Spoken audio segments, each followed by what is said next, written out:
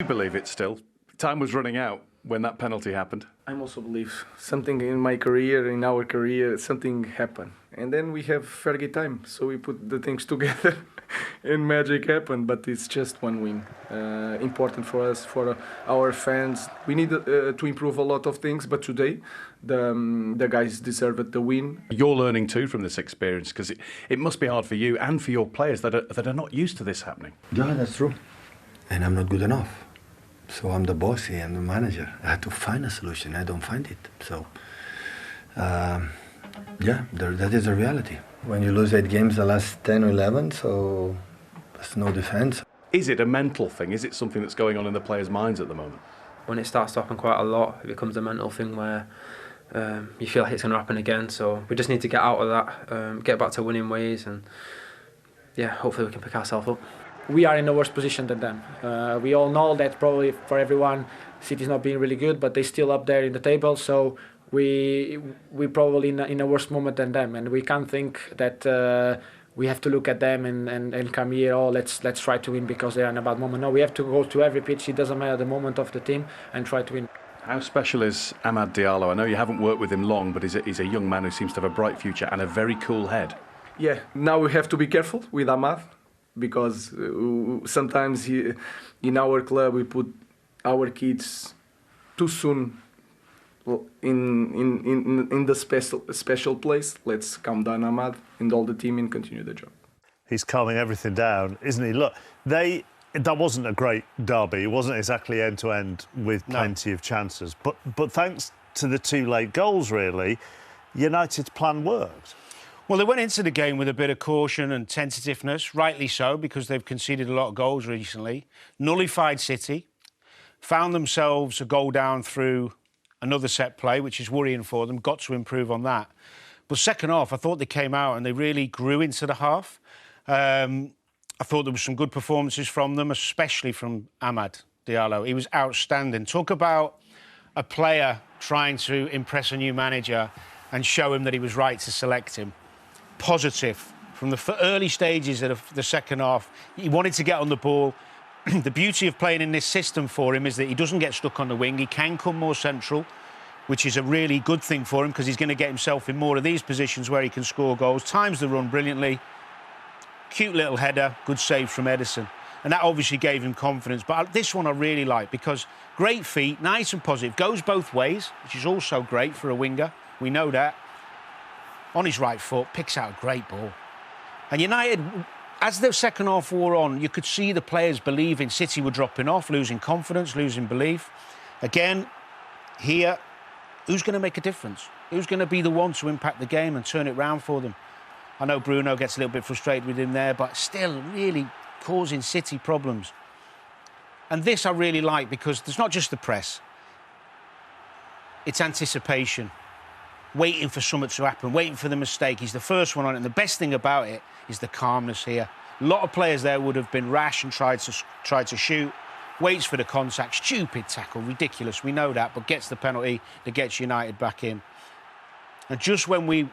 Could it get any better for Man U? Yes. Brilliant run.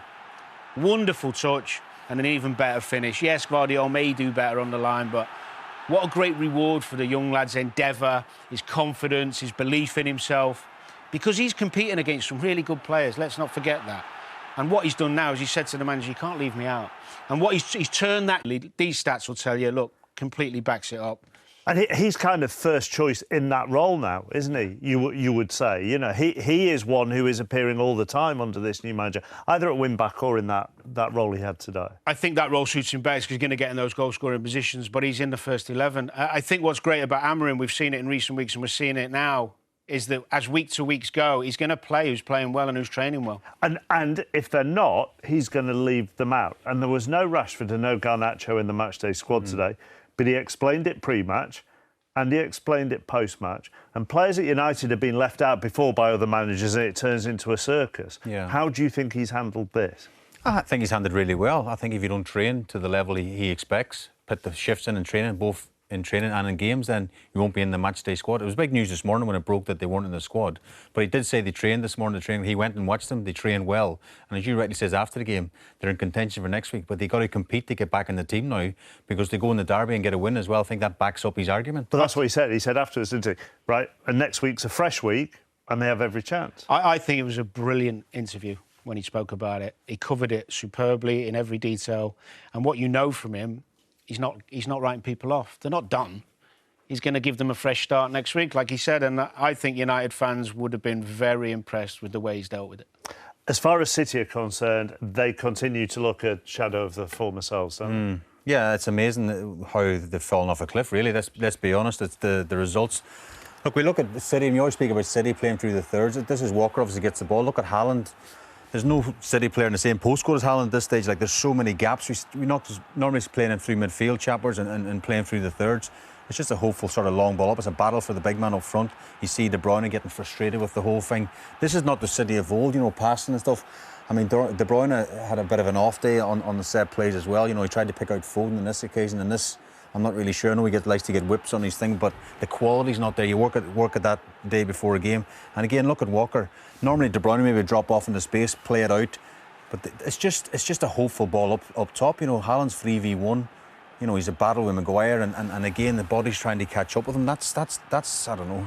Excuse me, Bolton of all hitting the big man up front and trying to get bodies around it. It's not the Man City, and this is the press that worries me. They're just passive in their press. It's too easy for Man United to get out of that press, and yeah, you give credit to Man United for doing that, but I think it sets the tone. We always talk about City in the past. They're brilliant at creating chances, but it comes from the press. Look at Silva, the Haaland's jogging. Watch Doku here. He comes into the shot. He's doing nothing there. He might as well stays where he was. Opens up the space for Manu. That's where Doku just was a minute ago. If you're going to press choppers, you have to go together. You have to go as a unit.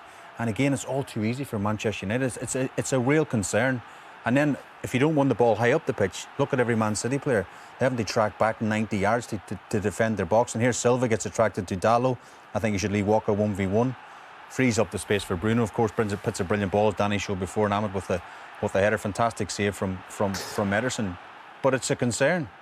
Haaland again. I don't even know why Haaland's back here at this point. But what's this for? When have you ever seen a City player, if any time, sums it up? Look, I know he's quick, but he's not going to get on the end of his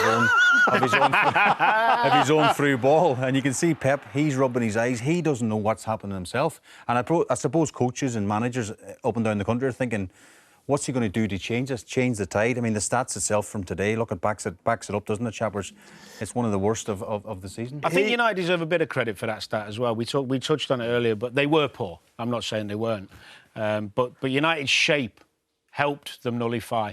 And the way they defended, how disciplined they were. I'll tell you what it does show you as well. Even the best players on the planet can struggle with confidence. And even the best managers. I mean, his post-match interview was fascinating as well. I have to find solutions, but I don't find solutions. I'm the manager and I'm not good enough. Simple as that. Is that honesty? Is that trying to take it off his players? I think a bit? so. The latter. Yeah, I think a bit of both. I think he is trying different things. We see it week to week, different players in different positions. They're lacking a bit of energy, but I think it's more about confidence than physicality. Because when your confidence is low, you drop physically anyway. And a lot of those players aren't at the levels they are. And why aren't they there? I don't think it's a fitness thing. I think at the moment they've just dropped. I mean, Phil Foden's even talking about confidence there. When you see the gaps that you mentioned and how far apart they are, when you see them not pressing as they do, is that confidence? I don't know, but it's not all of a sudden it's not being second nature. It's a belief as well. It's a belief within what Pep's doing as a team pressing without the ball. And then people would argue the average age of the squad's gone up as well. Can these players do that now with the ages going up to the 30s, what have you? But it's a concern when the manager comes out and says, I'm not very good anymore. He's a brilliant manager, one of the best managers to grace the Premier League. I'd rather Pep come out and say, no, dust ourselves down. We go again. I'm the leader of this group. I'm going to fight for this group. And we're going to get out of this. Get out of this. I think the bigger concern at the minute. I know they've conceded a lot of goals, but normally City always make chances. Confidence is when you're running away like Shea shown on the piece there, and not going to get the ball under pressure, which is what they do. They've just deviated from that.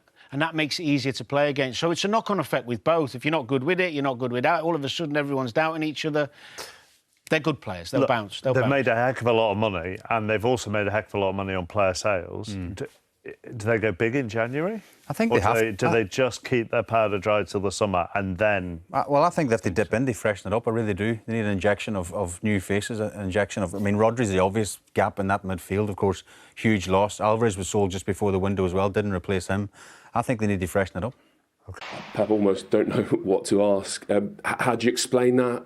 What have you said to your players? Well, this year, many times, I would say that many times unfortunately happened. So we give away many things against Feyenoord, against games in this season, and in that level is more difficult. So we are not, I would say, nice in the way we play. You know, before it was so fluid, and now we struggle for different reasons. Of course, for a lot of defeats, but we put everything. The game was almost closed because except one chance from Bruno Bernardo that it was previous incredible fault from central defender to Doku, that you can see the transition. The rest, okay, they were a little bit more possession in the first half, but nothing special. But at the end, we give away the 2 goals, and it's more difficult. Yeah, Bernardo's just been in and stood where you're standing, talked about stupid decisions, under 15 football. Does it just feel really self-inflicted at the end there?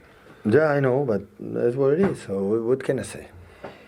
I said we can lose for this action of this player. No, it's not about that. So it was tough season and will be tough season. Yeah. What did you make of the quality of the game? I think you just said there it wasn't nice. It didn't flow today. Fair? No, we didn't play in our best, I would say, because in some positions we are not our best, and we struggle a little bit. But it's what it is, because now we don't play for many things, but especially for the momentum that we have. Yeah, it's part of it. I mean, I think you've said throughout this run, I know what the problem is. I know how to fix it. And obviously part of the issue is, you talked about it on Friday, schedule, injuries. But it's also, though, part of you that thinks, I don't really know what's going on. How has this happened to this incredible team, now lost 8 in 11? There's no defence. When you see the results, 8 in 11, we don't have to defend. So it's a lot of games. Maybe in the previous season, we didn't win 8 games in 2 seasons. And now we have done it in 1 month and a few days. So, I had to, you said, so we'll have to defend. So you lose this amount of results, I said before. So when the people say for the big targets, we cannot talk about targets when we lose a lot of games, and most of the time this kind of thing has happened. So it's more difficult. We have to, of course, move on, try to find the solution, and try to win games. Does this feel like the toughest defeat of the lot? Is it going to be a real job for you now, lifting these players, picking them up to go again? No, I think in 9 years it was the toughest defeats, for example, in Champions League quarterfinals here in the last moments. I guess I mean in this little run. In this run, is this the one that feels... Because you look like you might be coming out of it. Yeah, of course, we need results to lift our mood, that's obviously. So, but when it happens, it's getting worse and worse, and the reality is like this. So I'm the manager of these players, the manager of this club, and I have to find a solution, and so far I didn't find it. I don't find it, so this is the truth. Thank you. You're very welcome. Thank you. Well, that was Pep Guardiola's thoughts immediately post-match. And then he went into the press conference and said this. What I have to do, keep working, but I'm the boss, I'm the manager, and I'm not good enough. It's as simple as that. I have to find a way to talk to them, to the training to them, to the way you have to play, the way I have to press, the way I have to build up. And I'm not good enough. I'm not doing well. That is the truth. Because they said it's always the same problem. It's been fixed. You know, I say, no, it's that player. It's fixed, no play. But it's not that. Mateos, the incredible effort, have played in the left back, have played really, really, really, really good, with or without. But, it's happened, it's football, and move forward. Is he not good enough anymore? Come on, yeah. I mean, he's just taking the pressure off the players. I think he's making it about him, and all good managers do that. I think they are off it a lot, and he's trying to find the words that make sense, but at the moment he can't, because you've still got the quality on the pitch. they're just off it, whether it's going to close it down, whether it's tracking runners. He mentioned Nunes playing left back. It's difficult. Maybe he could have gone with Guardiola at left back and put young Poussey. John Stones was on the bench. But he has got some injuries. You know, Aki's out, Akanji's out as well. Rico Lewis suspended. I don't want to make excuses. I think he's fronted up and said, at the moment, it's not good enough, and that's just the truth. I think the question that Pat asked him and didn't quite get to Pep Guardiola didn't quite get to the nub of it is how it's happened. And not, look, there will be a drop-off, but it's the size of the drop-off. It's the drop-off from being treble winners, from being 4-time title winners, to going to the point where they then lose 8 games in 11 across all competitions in this short space of time. Yeah, I mean, it's spectacular that they've lost so many games and it's so bad a run. But I don't think it's that surprising that they've hit a wall. These players have won 4, 5, 6 titles. They've kept going. They've been so consistent, so reliable. They've played every summer. They've played every competition, it feels like, 50, 60, 70 games a season, and they've just grown together and hit a wall together at the wrong moment where they're picking up injuries. They've lost the legs together. They've lost the confidence together. And, you know, it's just perspective. I'm sure that in the dressing room he's reminding them of the fact that these are serial champion players. So you can't sit here and say it's a disgrace, it's a joke. These are players who have achieved so much, and they just hit a wall together. Now, we wouldn't expect them to lose 8 in 11. You'd expect them to drop off in a certain season, because it happened at all clubs, whether it be Liverpool in the 70s or United in the 90s and 2000s. You always have that season which is one too far, and that's what this is for City. And they're in that moment, and they just have to accept that. But, you know, he's taking the pressure off them, but they've proven what they can do over a period of time. It just needs a mini reconstruction. How do you overcome that? You lot played in some successful teams consecutively. Do you need a mini holiday, Gary? Mini retirement. Do you know something? Sometimes it's just time. I mean, it's just time, and maybe bringing 3 or 4 in, losing 2 or 3, look at the spark in the dressing room. Maybe in the recruitment in the last 2 or 3 years, they've been maybe a little bit sort of complacent's the wrong word, but sometimes you can think that this happy with what they had. Yeah, and I think maybe you lose Mahrez, you lose Sterling, obviously maybe the players who have come in haven't been as good. Alvarez as well. So you just things like that. If they got 2 or 3 of those back and basically lost a couple, you'd end up with City being back near the very top again. They've hit a wall together, and I think that's the moment they're in. But it's to Micah's question, it's that sense of you get the drop off after a treble-winning season, but then how do you get back on track? Well, that's the big question that Pep's got to face now. He's an unbelievable manager, his experience at the previous clubs, and he's been under pressure before, of course. But this certainly looks like his biggest challenge at the moment, because yeah, there is injuries, but the recruitment hasn't been great over the last year or 2 for Man City. They've left players, brilliant players go out the door. You've mentioned a couple, but Parma. So they've got it wrong with the recruitment. They probably have left a few players go. You're going, do you know what, maybe we could have held on to them a little bit longer. But them decisions are made. It's now about fixing it. What does Pep do? There's a lot of their big players. Obviously, Rodri being the main one. He won't be back till next season. Is it a case of January, as brilliant as a coach as Pep is, he's probably looking, we need some better players in. You run about the players who were missing. Like, a lot of them were playing on this difficult spell. I'm not sure they're all the answers. These lads coming back, people like Lewis, there's question marks over them. But go back into that transfer market in January. But having said that, it's never easy getting players in January. So maybe they just have to regroup, stick at it, survive for the next few months, get a few victories. Tough games coming up, obviously. They got to Villa next week. It's not going to get any easier. And almost get to the summer and move players on like De Bruyne, these players who've been brilliant for the club, but it looks like they have hit that brick wall. They're a little bit older, they're out of contract. Is rebuild the right word? Possibly so in the summer. In '99 we won the treble, and then we won the league the year after, and then in 2001 we won the league again, but in the March, I think it was, of that year, we got knocked out of the Champions League by Bayern Munich, and Roy did an interview after the game, you can probably watch it on Google if you want to, where he actually ripped into the players in the dressing room and said maybe this team's come to the... That bad, Carol. He did. He said maybe this team's come to the end of its road. They've got the fancy cars now, they've got the watches, they've basically won all the titles. Maybe it's a case of a revamp required. I remember the interview, it was a harsh interview at the time. I remember the interview. And I remember being in that dressing room thinking, is he talking about me? Is he talking about him? You all think that, something's happening, but you're coming to the end of a road a little bit where you just can't go any further. And that's what this team is at, and that's where this team is at now. They've just come to the end of this cycle where they've been unbelievable, and maybe it's just that little bit of a dip, and they just need to get back up, and they've got a great manager who I'm sure will get them there. So it feels a little bit like things that we have seen before, but you still don't expect them to lose 8 in 11. That's the It's great to see Pep like that, isn't it? It's great to see Pep like a normal manager, because usually he comes out and he's won a game and we're looking and we're all praising him. But it's nice to see Pep going, we know you're a brilliant manager, but we're all intrigued over the next few months, a year or two, to see. So how is it? You've been in that position as a manager. When things are not going right, what do you do? What do you change?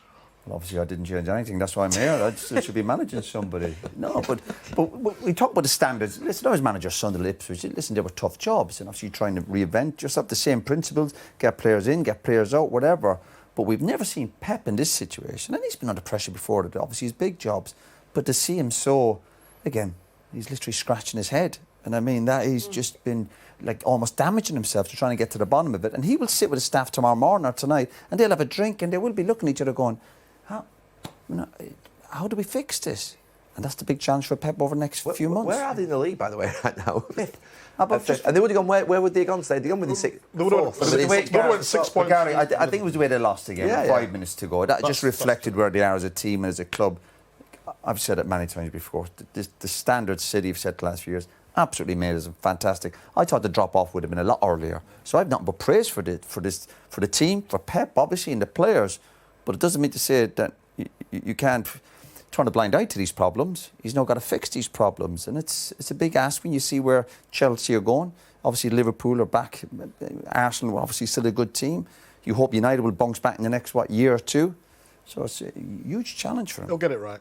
Yeah. Sometimes a group of people just run out of steam together, and it's happened for us today. That is it from us. Let's take a look at what else is coming up for you on Sky Sports. Of course, the live sport. It's a distant memory for Manchester City at the moment. Let's have a look at how this turned around then. First of all, a moment that Matheus Nunes will undoubtedly replay in his mind over and over again when he goes to bed tonight.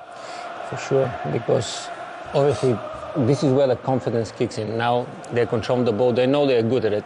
But now, the moment you underestimate the situation like this, and of course, credit to Amat, reading the situation, awareness on the pitch, knowing where the ball is going to land, intercepting it, and keeping his cool when he gets the ball, right here. And now shielding the ball with the body, of course, a bad judgment, bad judgment going for the. And he knew straight away that he'd done a foul and it's going to be a pen. That's incredible. I mean, his head has gone. Look at Pep Guardiola in the background here.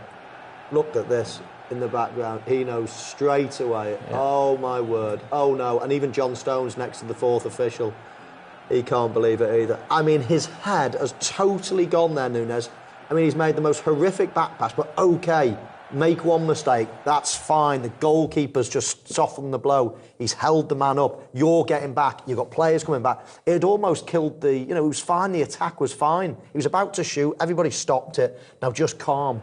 And he loses his head again and just goes and smashes into Ahmed. It's unbelievable. Look, the goalkeeper does brilliant. He stops him. He's now waiting. He's blocking the angle. You've got players in the box. There's no danger, or very, very little danger. Certainly less danger than was when you pass the ball back.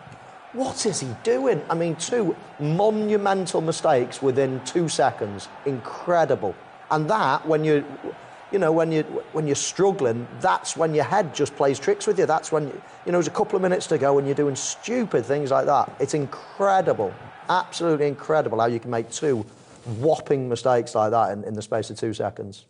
Talking about keeping you cool, Bruno Fernandes had a long wait for this penalty, but you're never really in any doubt, are you, when he's taking spot kicks? No, I think the confidence he has in his ability, you can see it by his body language and the way he's controlling the game and getting the ball. And when you have confidence like this, I mean, obviously you can miss a pen, but in his case, it was never a doubt that he's going to score. Look at this. It shows, it's me. I can score. It's easy as that. And it's a responsibility because he's the captain, taking the ball 88 minutes, put it in there, probably emotion going through your body, but still he scored. That's pressure, isn't it? Yeah. That's pressure. Manchester derby, all that's at stake. And he'd missed an opportunity, hadn't he? Missed an opportunity. 88th minute, or only a couple of minutes to go. Well, it shows you how strong he is in the head, because missing that opportunity will be like, what happened now if I miss again, right? Yeah. He would have been the villain. Yeah. No, real good character. Well, this will go down as a famous 1 minute 50. This will go down as a famous 1 minute 55 seconds of Manchester derby history, because that is exactly the time it took before this then happened. Yeah. It's a great run. It's actually a really, really good goal. Manchester City, yes, they'll look at it and think, how can we have avoided it, but it's a brilliant goal. I mean, the vision to play the ball in. Look at we pick up Diallo there at the top. Ahmed, what a brilliant run, stays onside, arcs his run to stay onside, gets a lovely little touch around the goalkeeper. That is not an easy skill either. Over your shoulder, on the volley, tight angle, last seconds of the game. That is absolutely exceptional. I mean, we can pick the holes in Manchester City's defending there, Berber, but that's a brilliant goal from Manchester United's point of view. What a touch. From the pass to the run, touching of the ball, and then shooting from that position of running, keeping your balance, control of the ball when the ball is falling to your feet. I mean, everything is in place. It's a great goal. Unbelievable. Of course, the back line of City was all over the place in this case. Out of balance, out of shape, no straight line, so it was easy for him to make that run. But great pass, great vision, great balance, touch, unbelievable, perfect goal. Guardiola, trying to go for a back heel. Yeah, we spoke about that. I still couldn't believe it. How can you try to, if we are correct what we saw on the TV, if he tried to do the back heel in that situation that easily can clear the ball, I think that's a huge mistake. Yeah. I mean, sometimes when you're done, don't get me wrong, I've never really done this, running back towards my own goal trying to clear it, but yeah, it's almost like he easily gets there, and you've got to get anything on it just to keep it out the net. Can he just swing his right foot, or even his left foot? He's nearly in front of the post. I think he can. Possibly, but he didn't. Manchester United don't care. And Manchester United won. Let's hear from the head coach. His first derby, it's a winning derby. Ruben Amorim. Well, Ruben, as you seek to change and transform and take Manchester United forward, does this feel like a massive, massive moment? I think for everyone, it's just 3 points. We have a lot to do, but it was massive for our fans. But I see the same game until the 85 minute. So maybe our conversation would be so much different without two goals, but the performance would be the same. So let's focus. I think they did a very good job. And they were in the game during 90 minutes, and that is really important. Then you don't control the result, but I think we deserved this win. It was a good day for us. He's very measured, isn't he? We've seen him lose back-to-back games, and he doesn't sound any different to when he's just run a derby in dramatic fashion. I think he's realistic. I think that he knows a lot of work is ahead of him. It's a great score, something to build on from now, but probably it's not going to mean too much if you lose the next game. Or the next game. So you need to build on that, and that's why I think he's so calm, collected, realistic, knows that he needs to work a lot with the squad that he has, and build from this result on. Yeah, results are really important, of course. In any in any football, they're really important. I think the most important thing for him and Manchester United at the moment is progress, is to see it on the pitch, is to be in the game for 90 minutes. They've been out the game after 20 minutes in the past at the Etihad and at Old Trafford in this fixture. So just to be in the game, see that performance getting better. Results will come with performance. I think Manchester United have been so fixated for the last 10 years on performance, on results. But you've got to play well. You've got far better chance of winning games if you play well. So that's what he's focusing on. Of course, the bonus for the fans, for the players, for the confidence, for everything is to win. But I think he'll be pleased. And Manchester United fans should be pleased, even though it wasn't a great performance. It was actually an average game, really. Yeah, but I was about to say to you, City didn't have a shot on target in the second half. No. And they controlled it quite well, Manchester United. Listen, they will want better in the future. They weren't brilliant But where they're at the moment. It was progress. And as he says, they're in the game. They didn't look as if Manchester City were hammering them at any point of the game. Yes, they were 1-0 up. Yes, they were in control for most of it. But Manchester United were always in the game. They had chances. We mentioned Bruno. We mentioned Ahmad before they scored 2 goals. So that's progress, and that's what Manchester United fans should be looking for. It's not going to happen with a magic wand, and it's not going to happen overnight. Let's step by step, let's see it. Just a word on Ahmad. He's a player that already Ruben Amorim has placed a great deal of faith in and given confidence to. And I think he shows today fully deserved and backed up everything that the coach he's put in him, like a trust, like go out there, enjoy, play. And the second goal shows exactly how good he can be in exploring the space, making the run when the ball is there for him. Obviously, that's a difficult goal to score, especially when you're running and you need to have a good touch on the ball, keeping your balance and then shoot the goal. So for me, the future is bright. But again, as Michael said, step by step, it goes by for the whole team as a player, as an individual, and for the coach as well. And with the patience, I think the results will come. Let's hope sooner than later. But this will give a massive confidence boost for everybody because it was a derby win. Yeah. The other point to make, Steve, is he's the right wing back. I mean, that position requires legs. Think of the 2 times where he scored. He was getting a penalty in the left wing position, and then he scored his goal in the left wing position from a run from the right-hand side. I mean, in the last minute, 2 runs like that in the last minutes of the game, his fitness levels, the speed of what he did, and then the control to get that as well. I mean, it's really, really impressive. Just on the other side of the story, that's 8 defeats in 11 games for Manchester City now. They lost 8 of the previous 106. That's how startling this fall off a cliff is. I mean, where do they go from here, Berber? That's the question. How do they fix it? What is actually going on? How is it possible the same team pretty much, with exception of Rodri, to play the way they do now and lose points? Is it down to just one man missing from the squad? Is it Rodri that important and irreplaceable to the team? Is it? Probably it is. The stats shows it. But it's down to the coach, the manager now in the case of Pep, to find an answer to. You can't be a multiple 4-time winning, league winner, Champions League winner, winning team with the best manager in the world, with all these great players, and just be a one-man team, surely. I mean, it's incredible. I know it's incredible. I know the stats might point to it, but, it's got to be deeper than that. And Pep Guardiola, I mean, he's the best manager in the world. I think that's generally recognised. But even he must be scratching his head thinking, right, how do I get us out of this mess right now? And he might have 4, 5, 6 different reasons. But one thing is for sure now, it has to be a mental thing. I mean, they're shot to bits, aren't they? Making mistakes like that in the last few minutes. They would never have done that. So it's a mental thing more than anything, I feel. Yeah, because normally the champions, there'd be more than 1-0 up. But when they're 1-0 up, they closed the game out, didn't they? They went and scored again. They had an assurance about them. They had a nervousness about them. Yeah, they've done it in the past, scoring 1, then 2, 3, and winning the game easily. Now, I think, and I fully agree, that it's in the head. It must be in the head, because the great example is the penalty incident. When you do the mistake and then you rush to recover and to show I can do it by myself, and this is why you lose your head in the span of 3 or 4 seconds and you make a mistake. And this is the difficult part, to get out of that hole and to know how to do it. But as I said in the beginning when we spoke about this earlier, it's Pep, right? He's going to find the answer probably. That's why he's one of the best coaches ever. But it's fascinating to see, because it can happen to the best team in the world and one of the best players in the world. That's what football sometimes is strange, and you watch in a way and it's like, what is going on with that great team? It's the same players, but the result is not there.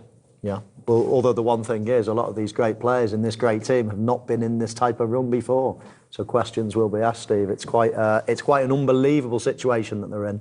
Pep Guardiola can't just rip up everything. It's been so successful. However, he's got to find the solution somewhere. Let's talk. Talking about managers, what about Pep Guardiola then? A tough day for him. He's spoken recently about lack of sleep, the pressure affecting his diet. The pressure of a Premier League manager is a very real thing, Joel. Yeah, it is. I mean, like we saw Pep, and you're so used to looking at him, looking so suave, composed, watching his team pop teams off the park.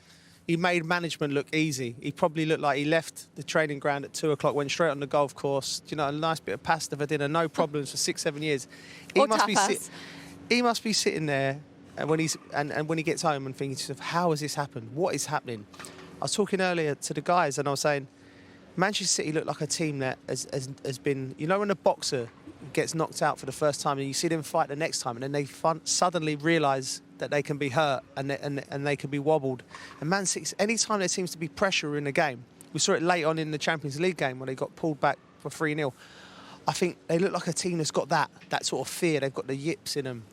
But I think he'll rise to the challenge. I think he's a top manager, and I think he'll find a way to solve this. And I think that is actually probably the thing that fuels him at the moment, because winning must become just normal. Now this is a real challenge for him. This may be the biggest challenge of his whole management career, getting this team back to where they should be.